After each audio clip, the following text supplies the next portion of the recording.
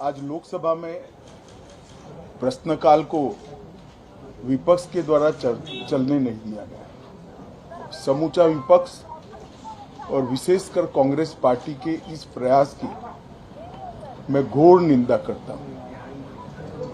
अरुणाचल में 8 की देर रात और 9 की सुबह घटी घटनाओं का हवाला देते हुए विपक्ष ने बहुमूल्य प्रश्नकाल को स्थगित करवा दिया।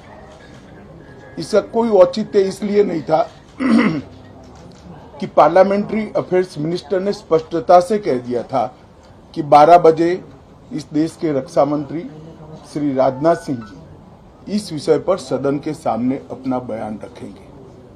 जब बयान रखने की बात कर ही दी तो इसका कोई औचित्य नहीं था। मुझे भी थोड़ा आश्चर्य लगा। फिर मैंने प्रश्नकाल के सूची को देखा तो 5 नंबर का प्रश्न देखकर मैं इनकी चिंता समझ गया। 5 नंबर के प्रश्न है राजीव गांधी फाउंडेशन के FCRA रजिस्ट्रेशन को रद्द करने के बारे में। अब उन्हीं के कांग्रेस के ही सदस्य के द्वारा ये प्रश्न पूछा गया और जवाब में बहुत स्पष्ट था। अगर तो मौका देते तो मैं सदन के पटल पर भी बताता कि राजीव गांधी फाउंडेशन को 2005-6 और 2006-07 के वित्तीय वर्ष में चीनी दूतावास से 1,35,00,000 रुपए का अनुदान प्राप्त हुआ था। चूंकि FCRA के कानून और उसकी मर्यादाओं के अनुरूप नहीं था तो नोटिस देकर पूर्णतया कानूनी प्रक्रिया का अनुपालना करते हुए गृह मंत्रालय ने इसका रजिस्ट्रेशन रद्द किया था। फाउंडेशन ने अपना रजिस्ट्रेशन सामाजिक कार्यों के लिए करवाया है और ये जो राशि चीनी दूतावास से मिली इसका उपयोग भारत चीन संबंधों के विकास पर शोध करने के लिए ये पैसा दिया गया। अब मैं कांग्रेस पार्टी को पूछना चाहता हूं कि इन्होंने शोध तो जरूर किया होगा। क्या उनकी शोध में 1962 में जो हजारों हेक्टेयर भूमि भारत की चीन ने हड़प ली वो शामिल था क्या? और शोध इस पर किया तो रिपोर्ट क्या आई है? नेहरू जी के प्रेम के कारण सुरक्षा परिषद में भारत की स्थायी सदस्यता बलि चढ़ गई। इस विषय को उन्होंने शोध का विषय बनाया था क्या? और अगर बनाया था तो इसका नतीजा क्या हुआ? जिस वक्त गलवान के अंदर हमारे सेना के वीर जवान चीनियों से भिड़ रहे थे उस वक्त चीनी दूतावास के अधिकारियों को कौन रात्रि भोज दे रहा था? वो उनकी शोध का विषय था क्या? अगर था तो उसका नतीजा क्या हुआ? जब उनकी सरकार थी तो 2006 में भारत में चीन के दूतावास ने पूरे अरुणाचल और पूरे नेफा पर दावा कर दिया। वो उनकी शोध का विषय था क्या? अगर शोध हुई तो उसका नतीजा क्या हुआ? 25 मई 2007 को चीन ने कांग्रेस के ही मुख्यमंत्री दोरजी खंडू को वीजा देने से इनकार कर दिया क्योंकि ये तो हमारा ही हिस्सा है अरुणाचल। ये भी शोध किया गया क्या?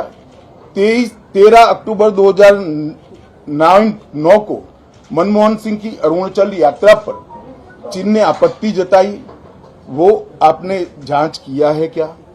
और 2010 में चीन ने जम्मू कश्मीर के लोगों को स्टेपल वीजा जारी करने की प्रथा शुरू की, ये भी क्या आपका शोध का विषय था? 2011 में कांग्रेस सरकार ने चीन की धमकी के बाद हमारे रोड और वाइटल बॉर्डर इंफ्रास्ट्रक्चर्स का निर्माण डैम चौक में रोक दिया। ये क्यों रोका गया इसकी भी शोध की है।